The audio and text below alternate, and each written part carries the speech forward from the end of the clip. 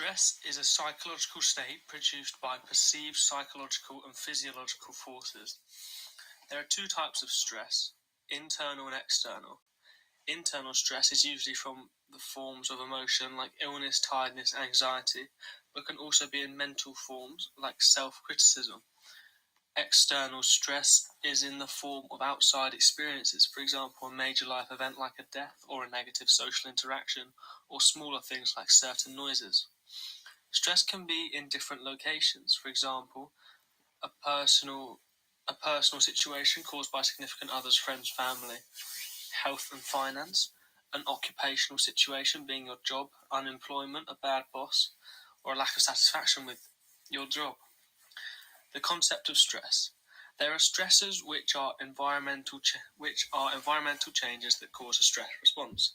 Then the stress response takes place, which is a physiological change that occurs due to the stress. And finally, the stress experience is the way a person perceives the situation. A stressor arises when there is an imbalance from the person's perception of the demands of the situation and their own ability to meet their demand. The stress curve graph, as seen on the left, gives a visible portrayal of how stress theoretically is shown to affect performance. An example of how this could work is during a sporting performance, the athlete will experience levels of stress. As shown on the graph, if the athlete's stress levels are too low, their performance will not be at their best. With their stress at the optimum point, this is a different place for each sport, the athlete will perform at the top of their game. However, if they get overstressed, their performance will start to drop again.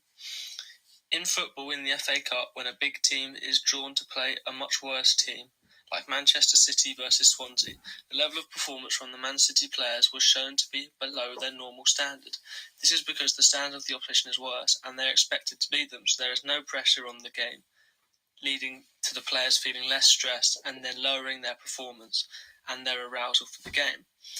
The phrase giant killing in the cup comes from this, as Swansea, who are a smaller team, will have players that are more up for the game because they are a smaller club, so there is also more pressure for them to play well, and will not get embarrassed and usually increase their stress levels to a more optimum point, and this is why smaller clubs can play well against big teams, as their stress levels allow them to play at their best, and this is why so many big teams go out the cup to smaller clubs. There are also two forms of stress. Eustress, which is a good form of stress that gives a sense of fulfillment and can aid the increase in skill level and attention of an athlete. For example, scoring a goal in football can lead to them playing well or better for the rest of the game. The second is distress. This is a negative form of stress. It's an extreme form of anxiety, nervousness, and apprehension. For example, people who are scared of heights would find rock climbing distressing. Internal stress is usually in the form of emotions like illness, tiredness, anxiety, but can also be in mental forms like self-criticism. An example of internal stress can be if after a game in which a rugby player hasn't performed to their best, they might become extremely self-critical of themselves. External stress is in the form of outside experiences. For example, a major life event, internal stress, is in the form of outside experience, For example, a major life event like a death or a negative social interaction, or smaller things like certain noises. Stress can be in different locations for situations. For example, a personal situation caused by significant others, friends, family, health and finance. An occupational situation being your job, unemployment, bad boss or lack of satisfaction with the job, or even from sport. This can be, for example, supporting a team that is in a promotion or relegation battle, because the points the team you support get are so essential to their success, it can become stressful when they drop points and make their chances of succeeding slimmer. Symptoms of stress. Sympathetic nervous system is responsible for fight or flight. This includes the effect of an increased heart rate. This is because the brain releases a signal through the sympathetic nervous system to the SA node, telling the heart to increase its firing rate because of the adrenaline released through stress. This will lead to an increased breathing rate as the heart is working harder, meaning there is more CO2 needed to be released from the body. So the respiratory control center speeds up the rate of breathing. The increased heat production occurs as all the extra movement in the body. This all requires energy to take place, and energy being used releases heat. As there is more movement and energy being used, the normal body begins to warm up. Finally, an increased metabolism. This is because to supply the energy to allow for the increased heart rate, breathing rate, and temperature, the energy first needs to be broken down from the stores, and the metabolism does this. So with the body demanding an increase in everything else, the metabolism has to increase to match these demands, and therefore increases. The parasympathetic nervous system helps the body relax after the effects of the sympathetic nervous system. It decreases the heart rate and is achieved through the parasympathetic nervous system.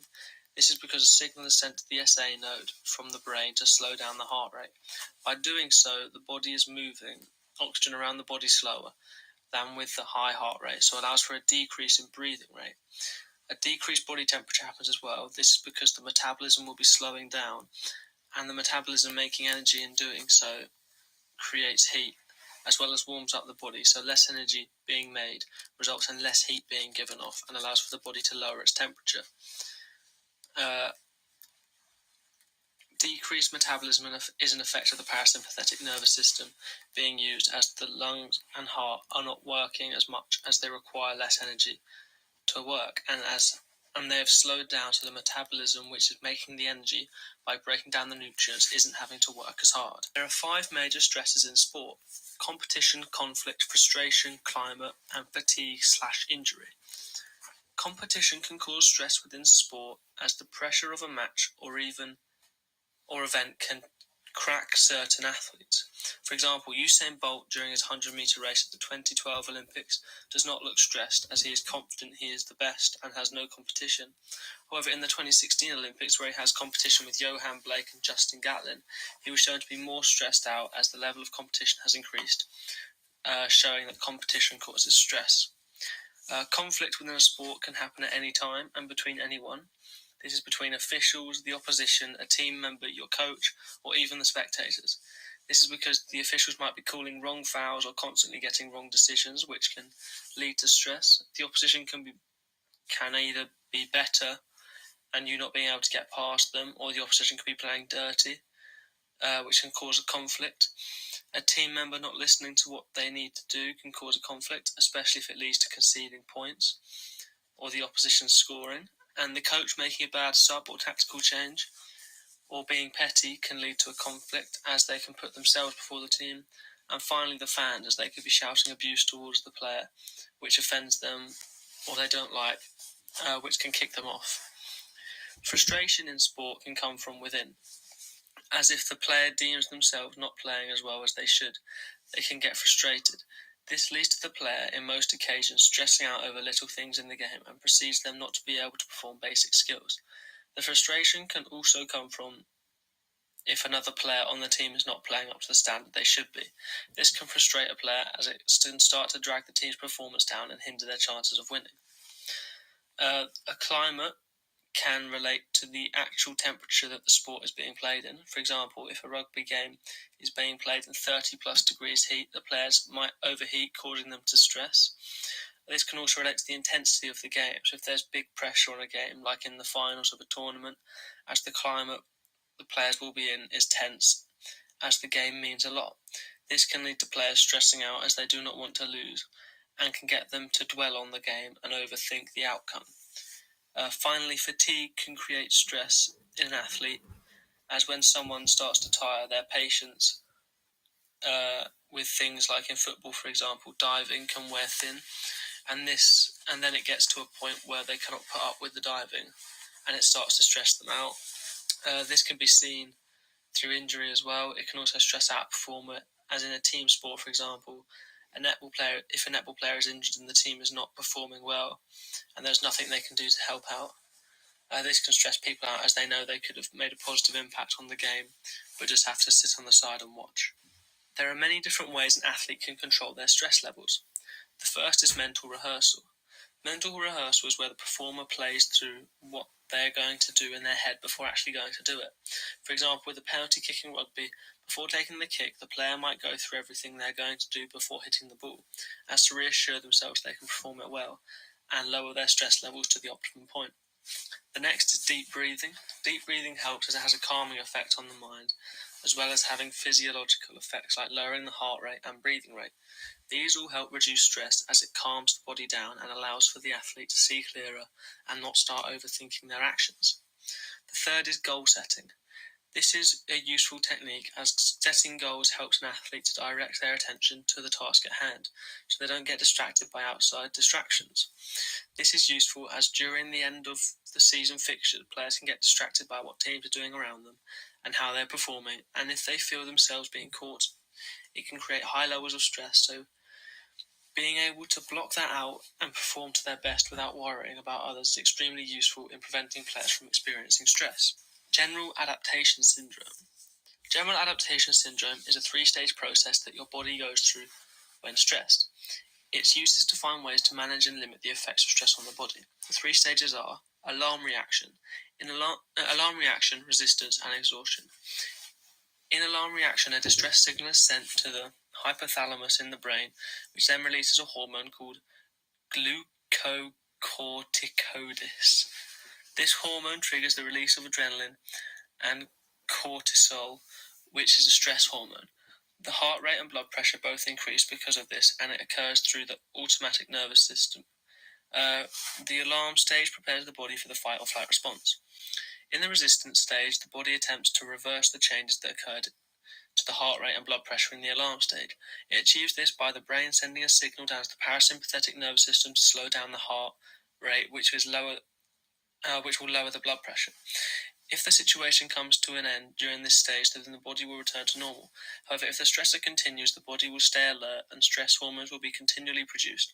The physical response can be a person struggling to concentrate or becoming irritable. After a period of stress, the final gas stage takes place. During this stage, the body has emptied its energy stores by continually failing to recover from the initial alarm reaction.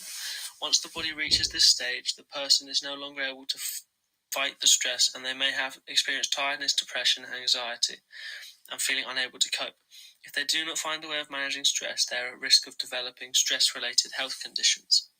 The stages of stress are different for eustress and distress. Eustress starts with a demand, and then a perception of the demand, then an increased arousal, and then increased performance.